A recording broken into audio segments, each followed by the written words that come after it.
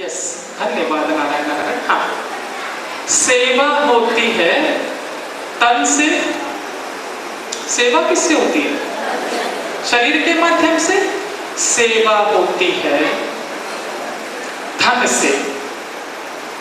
दो चीजों के माध्यम से हम दूसरों को सेवा दे सकते हैं, देते हैं। मैं सेवा करना चाहता हूं। नारायण को बड़ी खुशी हुई। यदि हमारे बच्चे कुछ अच्छा कार्य करने के लिए कहते हैं कि मैं आज से जल्दी उठूंगा या पूजा करूंगा, कुछ करूंगा, हम तत्क्षण उससे कहते हैं कि मेरी क्या हेल्प चाहिए तुमको।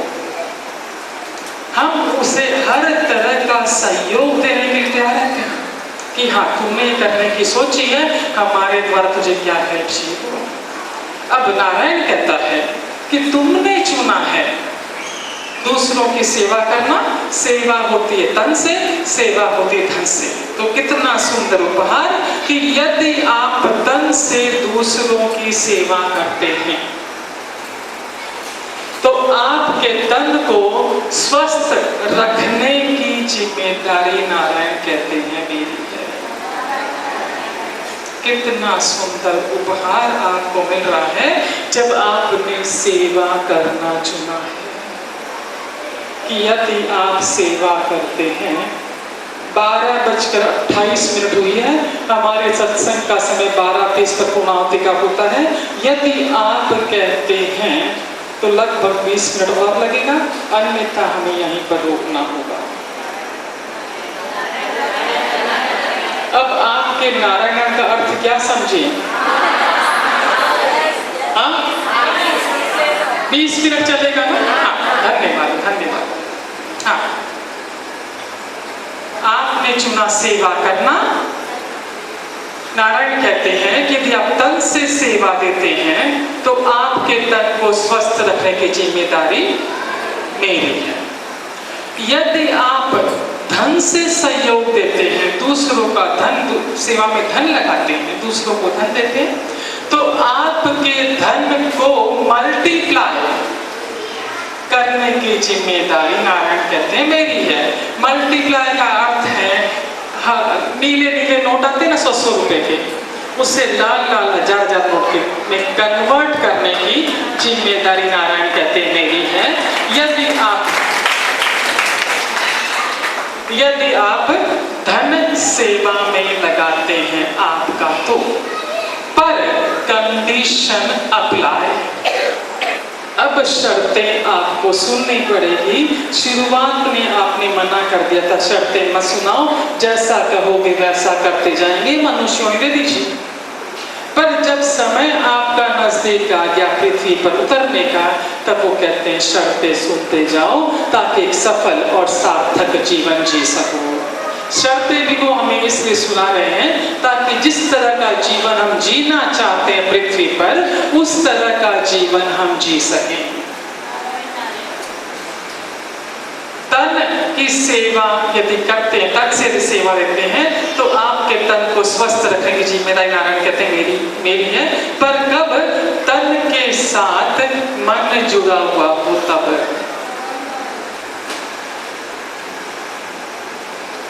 तन की सेवा 100% लोग देते हैं, 100%।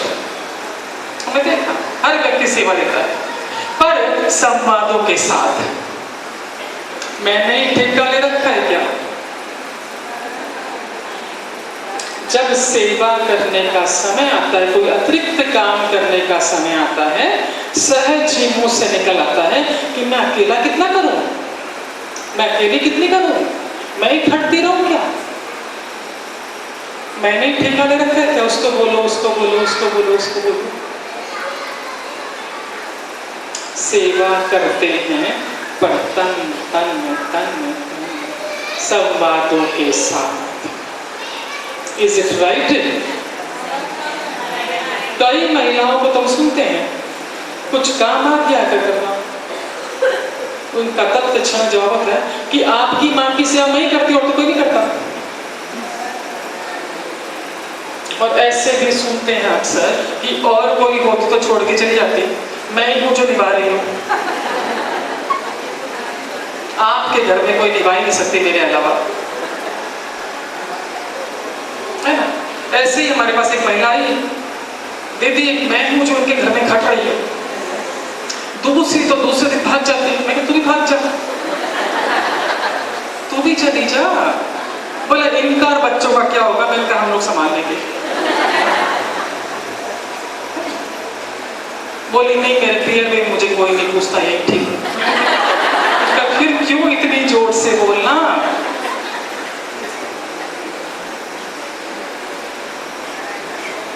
समझा क्या? तो यदि तन की सेवा देते हैं इस भाव के साथ कि हे नारायण तेरा धन्यवाद है, कर तू रहा है, माध्यम मुझे बना रहा है, मैं स्वस्थ हूं, ये तेरा धन्यवाद है, इसलिए मैं सेवा कर पा रहा हूं, इसलिए सेवा कर पा रही हूं, तेरा धन्यवाद है।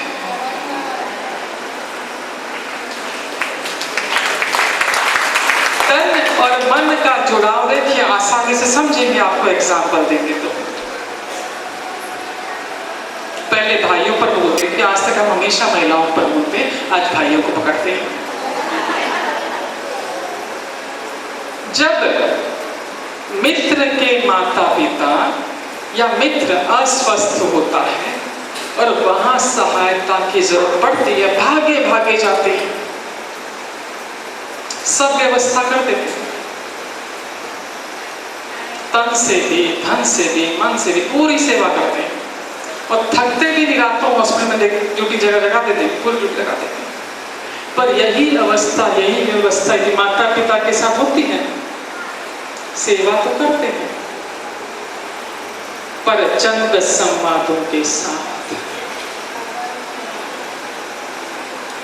जब मित्र के यहाँ सेवा देकर आते हैं तब चूंकि मन भी वहां जुड़ा हुआ है, रातों जाग कर भी आप थकते नहीं हैं, वापस बुलाया वापस तैयार है। अब यहां पर सेवा देते हैं, तन की देते हैं, पर मन जुड़ा हुआ नहीं है, इसलिए कल रात से जगा हूं, थक गया नहीं भारी है। Am I right? और ऐसे मेरी बहन है, घर भी संभालती है, बाहर भी संभालती है, बहुत व्यस्त है आजकल की महिलाएं। और ऐसे में भी मैके से फोन आता है, माँ की तबीयत ठीक नहीं है, दौड़ती भी जाती है सेवा करने के लिए और बहुत अच्छे से करके आती है और मन में संतोष रहता है कि मैंने कुछ तो किया मेरे मैके वालों के लिए, वापस बुलाएंगे वापस जाएंगे। और अवस्था यही, व्यवस्था यही, वापस फोन आया कि सासू की तबीयत ठीक नहीं है, जाती हैं पर अगेन संवादों के साथ कि मैं ये जो करती हूं और तो कोई करता ही नहीं है। जब तकलीफ आती है मेरे को याद करते हैं, बाकी टाइम तो मुझे कोई पूछता ही नहीं है। ऐसे संवाद चलते हैं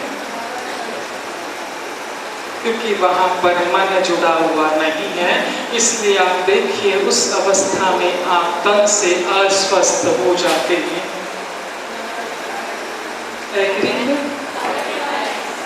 आपको बेहद सीधा सरल उपाय बता दिया आपके तन को स्वस्थ रखने का कि हे नारायण तेरा धन्यवाद है, मैं स्वस्थ हूं इसलिए कर पा रही हूं और कर तू रहा है, माध्यम मुझे बना रहा है, तेरा धन्यवाद है। यदि इस भाव के साथ करते हैं तो देखिए तन आजीवन स्वस्थ रहेगा, आजीवन।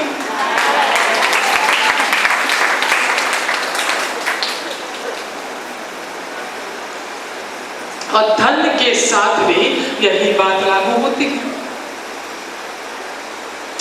धन देते वक्त यदि हम चार बातें सुनाते हैं, परिवार के सदस्य माता पिता 10,000 मांगते हैं तो मुश्किल से 5,000 देते हैं और उसमें भी संवादों के साथ टक टक टक टक टक सम्मान सुना भी देते आप लोगों को।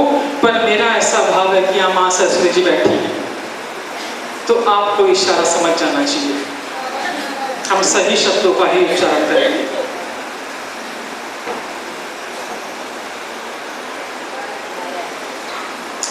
यदि धन देते वक्त ये भाव भीतर है, चाहे 5 रुपया दे रहे हैं, चाहे 5 लाख 5 करोड़ दे रहे हैं, कि नारायण तेरा धन्यवाद है, दे तू रहा है, माध्यम मुझे बना। ऐसी अवस्था में धन सामने वाले के पास पहुंचने के पहले वो व्यवस्था में लग जाता है कि कैसे मल्टीपल करके तेरे पास भेजूं। और यदि देते वक्त संवाद सुनाते हैं, मैं ही करता हूं, मैं ही करती हूं, इत्यादि इत्यादि, वो धन तो गया जो आपने दिया, 10 के एवज में 5 दिया, वो 5 तो गया, वो 5 अपने साथ और कितने लेकर जाएगा? फिर ये कहना कि आजकल खर्चा बहुत हो रहा है, बरकत नहीं हो रही, बिजनेस ऐसा ऐसा ऐसा ऐसा ऐसा, किसने किया? हमने किया। समझा? हम ध्यान रहे, इससे अच्छी तरह से दिमाग में सेट कर लीजिए, हम नारायण की संतान हैं और इस पृथ्वी पर यदि उसने दिया है, जन्म भेजा है, तो सफल और सार्थक जीवन जीने के लिए ही भेजा है। वो तो हम अपने कर्मों के माध्यम से ऐन तैन कर लेते हैं। आपके तन को स्वस्थ करने का, स्वस्थ रखने का रहस्य आप तक पहुंचा दिया। अन्यथा कितना भी जिम कर लो, कितनी भी एक्सरसाइज कर लो, कितनी भी डाइट कर लो, सेवा नामक मसाला डालना ही पड़ेगा। अनिवार्य है। आप स्वादिष्ट सब्जी बनाते हैं, सब मसाले डाल दिए, यदि नमक नहीं गया उसके भीतर, स्वाद आएगा क्या? और खाली उबली हुई सब्जी है, तुमने सिर्फ नमक डाल दिया, खा सकते हैं।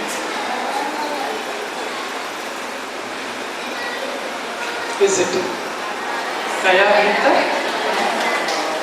Very nice. अंतिम प्रश्न, अंतिम प्रश्न पहले अध्याय का ध्यान से सुन लीजिए, ये बहुत अधिक महत्वपूर्ण अंतिम प्रश्न। ये मनुष्य देह हमें मिली, इसके पहले हमने कई सारे जीवन जिए हैं और इन जन्मों में हमारे निरंतर पुकार थी कि हे ईश्वर, हमें मनुष्य देह दे। और हमें मालूम पड़ा कि अच्छे कर्म करने से, दूसरों की सेवा करने से ये मनुष्य देह हमें मिलेगी। हमने सेवा देनी शुरू की, जो हमारी सामर्थ्य थी उस वक्त, उस अनुसार हमने जो दूसरों को सेवा दी, उसकी एवज में मनुष्य योनि हमें मिली। वो खाता आपका टैली हो गया, पूरा हो गया, वो कर्म पूरे हो गए। पर इन जन्मों में जिससे जिससे आपने सेवा ली थी, ये प्रश्न अति महत्वपूर्ण है, अति अति अति। सारा दारो मदारा आपका इस प्रश्न पर भीतर है, अंतिम प्रश्न पर। इस प्रश्न का उत्तर समझ गए, इस क्षण से हम भाग्यशाली, तन और धन से स्वस्थ, इसी क्षण से, अगला क्षण भी नहीं। जिनसे जिनसे हमने सेवा ली थी, जिनको दी थी, वो बैलेंस शीट पूरी हो गई, क्योंकि उसकी एक्सचेंज में मनुष्य देह हमें मिल गया। पर जिनसे जिनसे हमने सेवा ली थी, देवदूत हमसे कहते हैं कि मनुष्य जीवन आपको सिर्फ सिर्फ सिर्फ इसलिए दिया जा रहा है कि जो सेवा इन योनियों में आपने ली थी, वो सेवा लौटानी है। जो सेवा इन जन्मों में आपने ली थी, वो सेवा आपको लौटानी है। यदि हाँ है तो मनुष्य योनि लीजिए, अन्यथा भी रुक जाइए। जिस योनि में है कीड़े मकोड़े, चलेगा उसे भी रहो, क्योंकि वहां कोई नियम लागू नहीं होते। हमने सोचा कि यदि सेवा करने के लिए मुझे जीवन दिया जा रहा है, जो कि मैंने चुना है, चुना हमने है, और सेवा होगी तन से, सेवा होगी धन से, दो चीजों से। और उसकी व्यवस्था कौन करने वाला है? वो बोल रहा है ना कि व्यवस्था मैं करूंगा, तुम्हारे तन को मैं स्वस्थ रखूंगा, धन की व्यवस्था की जिम्मेदारी मेरी है। आप रिलैक्स हो गए, कर लूंगा मैं सबकी सेवा, क्योंकि जो चीजें सेवा करने के लिए चाहिए हैं वो तो तू दे रहा है, मुझे तो खाली अपना मन लगाना है, कोई विशेष बात नहीं है, चलेगा मुझे, मैं सेवा कर लूंगा सबकी। तो जिनसे जिनसे आपने सेवा ली थी उनको आपके सामने लाइन में खड़ा किया गया। जिससे सबसे अधिक सेवा ली वो नंबर 1, नंबर 2, नंबर 3 इस तरह लंबी लाइन खींच गए। आपने बोला चुन लो इसको, देखो ना कि कैसे इस आपके जीवन में भेजें कि ताकि आप इनकी सेवा कर सको। इनमें से कई लोग तो पृथ्वी पर जा चुके हैं, कई लोग अभी जाने वाले हैं। और ये तकायत हमें मौका दिया गया चुनने का, दिखाए गए घर हमें कि कौन से माता पिता के माध्यम से तुम पृथ्वी पर आना चाहते हो, क्योंकि माता पिता हमसे पहले आ चुके थे। किस घर में तुम जन्म लेना चाहते हो ये भी तुम्हारी चॉइस है। ये चाहिए, ये चाहिए, ये चाहिए, और हर चीज के लिए हमें प्रचुर समय दिया गया कि शांति से सोच लो, कोई जल्दी नहीं है, टेक योर ओन टाइम, क्योंकि मनुष्य जीवन सर्वोत्तम जीवन तुम्हें जीने के लिए दे रहे हैं, तुम्हारी चॉइस से देना, कि बारंबार नहीं मिलता ये जीवन है। अब जब मिल रहा है तसल्ली से शांति से सोच लो, उसके बाद जाओ। आपने कहा ये जब लाइन में खड़े थे, जिनसे जिनसे आपने सेवा ली थी अधिक से अधिक, आपने कहा इसे मेरी माँ के रूप में भेज दो, ताकि मैं डे टू डे इसकी सेवा करके, तन से सेवा करके, धन से सेवा करके, जो मैंने इनसे लिया है वो इसे लौटा सकूं। इसे माँ के रूप में, इसे पिता के रूप में, भाई बहन, चाचा चाची, ननद, देवर, पत्नी, बच्चे, जितने लोग भी आपके जीवन में इस क्षण हैं, वो सब आपने मांग कर चुन कर लिए हैं कि इससे मुझे इस रूप में दीजिए, मैं तन की सेवा भी दे दूंगा, तन धन की सेवा भी कर दूंगा, क्योंकि हमें अच्छे से मालूम था व्यवस्था कौन कर रहा है। और ये हकीकत है, व्यवस्था कौन कर रहा है?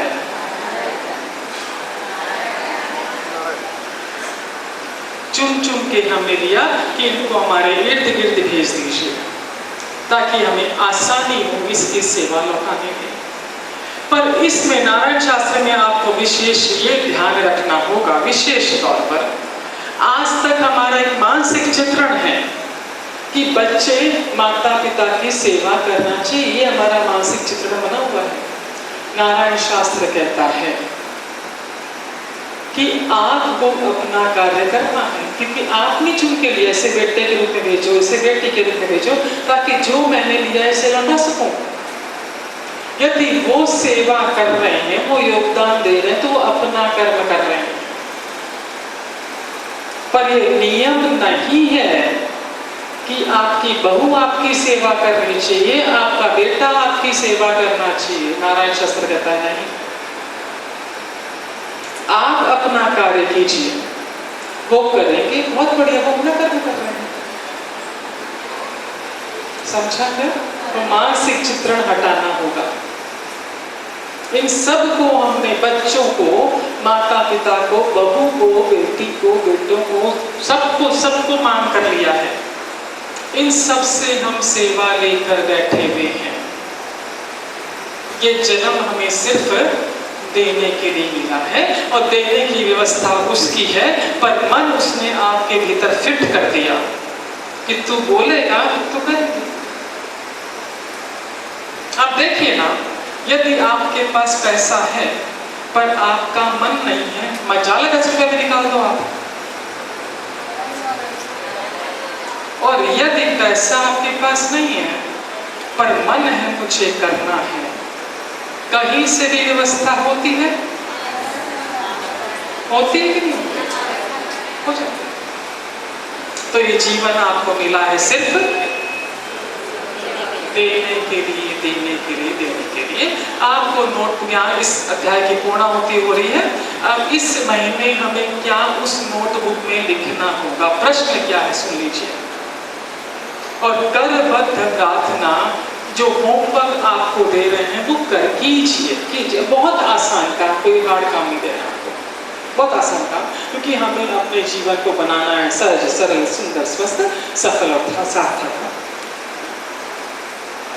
रोज एक काम करना है आपको, एक काम कि जिनके साथ आप रहते हैं या जो आपके साथ रहते हैं, 2 सदस्य, 3 सदस्य, 4 सदस्य, चाहे घर में चाहे आपके वर्क प्लेस में, है ना,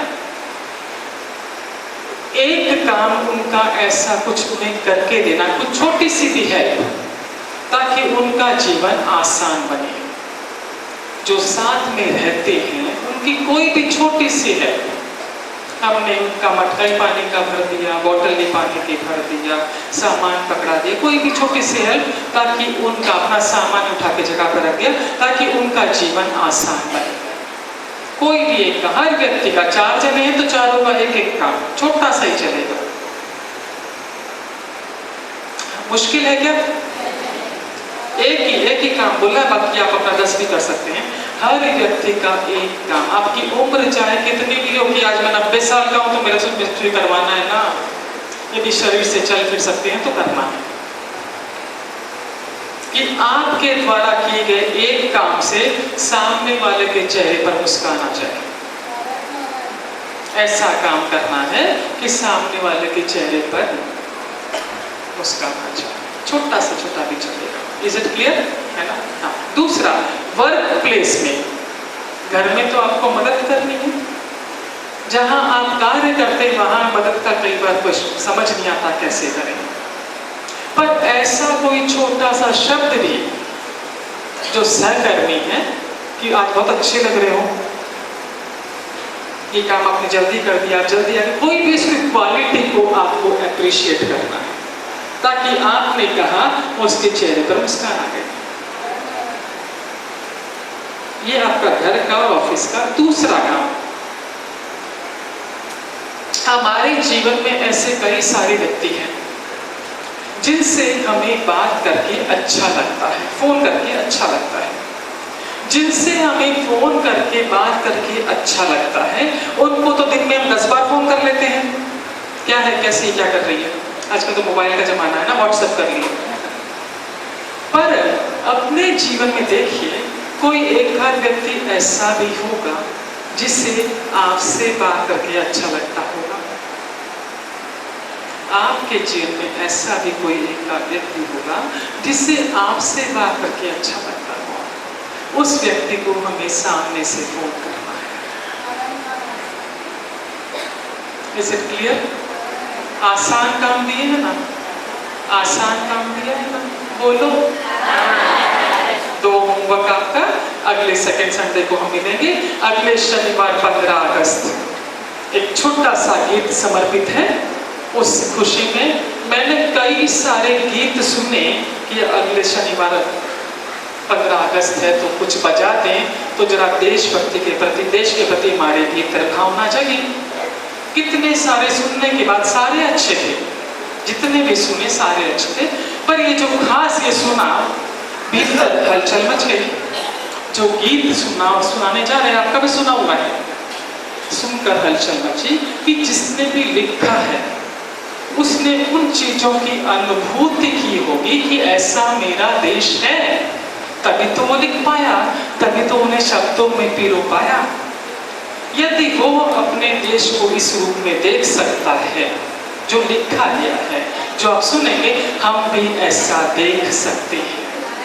और जो चीजें हम देखते हैं वही चीजें हमें धीरे धीरे हासिल भी होती है।